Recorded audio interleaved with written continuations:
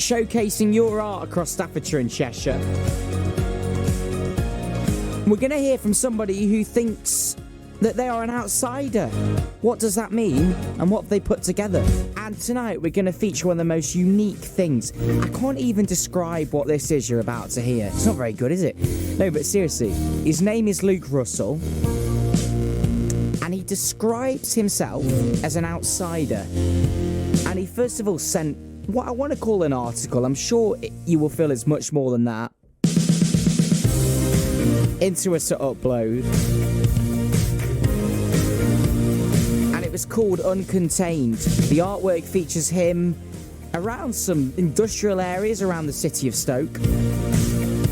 By containers. And what you're about to hear is a series of thoughts, a series of feelings, maybe beliefs about what Luke feels. Life is like an outfit. Some days everything works together so well, and other days are just a total clash of mismatching colours and patterns that don't work. But within these outfits there's so many different factors for failure. Like, it might not fit, the design might not have been what we wanted, not what we envisioned it to be, and most importantly, the outfit that you wear might not be your own. And these issues are normal. A key process of life is finding what fits for you. It's a deduction. We know a large fits because a medium doesn't, and we tried an XL and that was too large, and vice versa. But putting this analogy aside, let's look at where we stand in society today. Do we all have a place? Are there enough places? Or when we really dive into what that means, a grey area begins to grow. We find that there's people without a place. There's people who don't know what their place is. There's people who feel like they'll never ever find a place. And this becomes a place in itself. A singularity becomes a multiplicity. People who don't want to conform become the non-conformists. So, can we ever truly be placeless? The short answer might say no, but the long one says otherwise. Uncontained was a project of mine which I felt strongly towards, because on my routine commute across the city every day, I look upon all these high-rise commercial buildings and I think, the people containment facilities? They're placeholders with assigned function, appearance and purpose for the people that work there. And so the images I took display the individual outside of this containment. A containment that has become a necessary condition of today's society, because there is one thing about this society, and it's the need to bring this order for uniformity. And this becomes a chaos, because the dread of a single trapped mind poses a threat to all innovation and creativeness. So why is it we all like to wear the same school uniform? Why the majority of us live a 9-to-5 life? And why we're fed the same repetitive content constantly? There's many reasons for this. First being that the predictable person is a safe person, because you will always know the moves that they're going to make, or at least be not far off the mark. And a predictable person, no matter how chaotic they may be, no matter how dangerous, they are ordered to the core. There is no new path that they travel, only a treadmill that gives the illusion of change, although no real distance has been travelled. Leading on, the second reason why is that there's a stigma surrounding the unknown. I mean, some of this is a biological trait to ensure our survival, because if we walk too far in the dark, we're going to fall at some point. But at the same time, there's a constructive perspective that the comfort zone is a natural state to be in. And there's expectations of what we should be doing. People only ask what's up when you don't want to drink at the weekend, or don't want to sit there on the mobiles we're all slaves to. I'm guilty of that. Are you? This is the all too commonplace right now. Uncontained displays a desire to break out of this uniformity and containment, because the best place is no place at all. It's a place within yourself. Uncontained is an expression of individualism. We will all fit somewhere, I promise. But first, we must sow our own seams to take direction in the outfit that is life. And that is outsider. We are uncontained. The metaphor there of talking about clothing as what makes up each and every one of us in life. Amazing that. Luke Russell there from Birch's Head, uploading to you tonight across Staffordshire and Cheshire on BBC Radio Stoke. And that was called Uncontained. While he's coming in to have a chat with us about it, we heard from 18-year-old Luke Russell, who sent us in this, in his own words, he sent in this upload. It's called Uncontained. It's a short photography / written article about having a place in society. I started a movement of ideas called the outsider. I don't like referring to it as that because it is more than that. It is an idea, it is a feeling, it is a label. It's more than simply what is sold. However, I'm working on collections of clothing, art, photography as an instrumentation to express individualism and choosing your own way of life. Luke Russell there from Birch's Head using Upload tonight. And it's just that easy for you to do the same. All you have to do is go to bbc.co.uk/upload. Well, Luke's come into the studio to chat to us tonight. Uncontained there.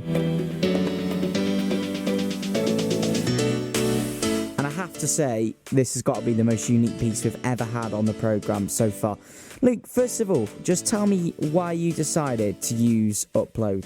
Okay, so I used Upload because it was recommended to me by my mother, actually. She said, you know what, Luke, with the work that you're doing and the writing that you do, you need to get it onto BBC Upload. And I thought, because my dad's been involved in the radio as well, and I've listened to him, and I've thought it's such a good platform because with the radio you can listen to it everywhere, because whether you're in your car or you're at home with the radio on, it's something you can enjoy from the comfort of your own home.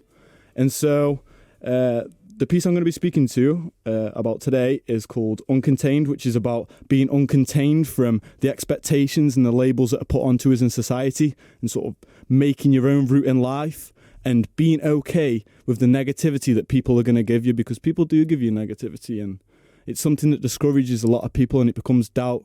And I want to put that on a spotlight so that we can break down the stigma that is surrounded with the outsider. It's fascinating. We've just heard it there. And one of the things you mentioned, you start off by saying life is like an outfit. Mm-hmm. Sometimes everything works out really well, and others are a clash of mismatching colours and patterns. You also go on to talk about walking through the city, which I imagine is Hanley, and seeing the tall commercial buildings. Yep. How do those ideas all come into what you've expressed here? Okay, so I'll just give a little bit of background. So in my spare time, I dig bike trails, and so right now I'm not driving because I've only pretty much just turned 18 and I'm still young and whatnot.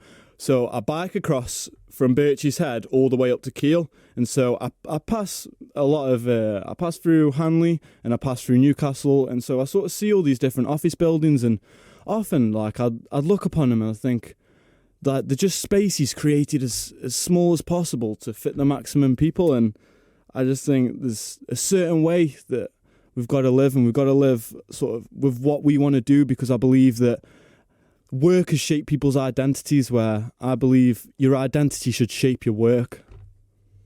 Absolutely. It's out of all the things we've had uploaded so far, this is unbelievably fascinating. It really is. Thank you. So we can hear the passion in some of the lines you've been saying. I mentioned there about everything fitting together. You talk about having a 9-to-5 life, yeah, and wanting to be. What makes you feel like you want to be an outsider, I guess? Okay, so I'll just make a quick disclaimer as well. If you work a 9-to-5 life or job or whatever, I am not saying that is a bad thing at all, because like personally myself, I work in a BMX shop and that is a 9-to-5 basis. I understand with retail that is the key times for opening shops and whatnot, but I'm saying it's more of a philosophical statement. So with a 9-to-5 life, it's a very sort of structured routine, like you go here, this is what you do, your work becomes your identity, and then you go home and consume. I'm saying that to be uncontained, you've got to live a 24-hour life. You've got to make use of the time that you have, because there's so much time we spend just doing mindless things. And I think there's a lot of people out there that are so creative and they don't even know it. And if we all were to express it, then I think some amazing things would happen. And I think amazing things are going to happen. What made you then create this? And I know one of the things you said is you don't want to call it a brand. Yeah. So how would you describe Uncontained? So Uncontained is an expression of individualism. It's about breaking free from the norms and the standards that are put upon us. And I don't want people to confuse this with some sort of anarchist or anti-norms or anything, because it's not that. I'm saying be yourself, and if that just happens to go against what society is expecting of us, that is okay. As long as you aren't a mass murderer killing everyone, then it's okay to be outside the norms, because from there we can really make a difference, because things only happen when people move outside of the boundaries. I notice you've got a hoodie on as well now. Does that mean it's a brand?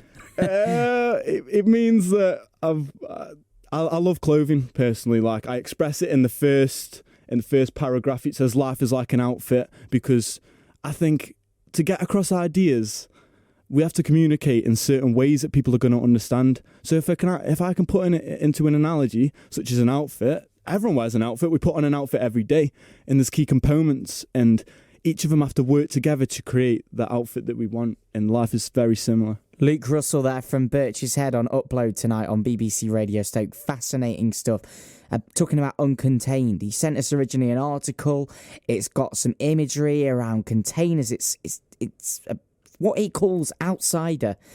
And you say you don't even like calling it that, Luke. It's incredible. It's just an amazing set of feelings which you feel so comfortable to express. So I want to chat to you a little bit more about the future and where it might lead. Just tell people just tuning in, uncontained, and not a brand, but what you describe all this is as an outsider. What is it? I'm creating a platform. This is what I'm doing. It's going to be expressed through every way possible. It's not just clothing. It's not just the photos that I take. It's not just the written articles I make, because these are just ways of creative expression. So I'm working and I'm collaborating with everyone I can speak to that has ideas that they want to put forward, whether that be art, whether it be photos, whether it be clothing, whether it be music, anything to express who you truly are.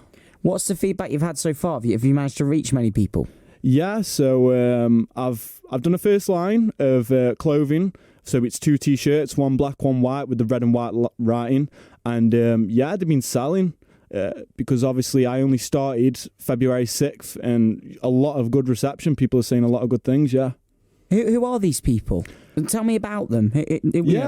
So right now, a lot of the people who are involved and know about Outsider are people within my connected circles, whether that be family, friends, people that I've met recently through the partnerships with obviously clothing and whatnot and other bits I'm working on. But more recently, there's been a lot of people that I don't know. And I've been sitting in college these days, and people have been coming up to me and being like, "Are you the dude behind Outsider?" And I'm like, "Yeah." And they're like, "I love what you're doing. I want to get a t-shirt, or I want to get involved in some way." And honestly, it makes my day. I'm smiling for the rest of the day. Yeah, it's incredible. So what's sort of the dream big? Do you want to take this political? Do you want to take this to be some sort of, is it like a big clothing brand? Where can you go with this idea?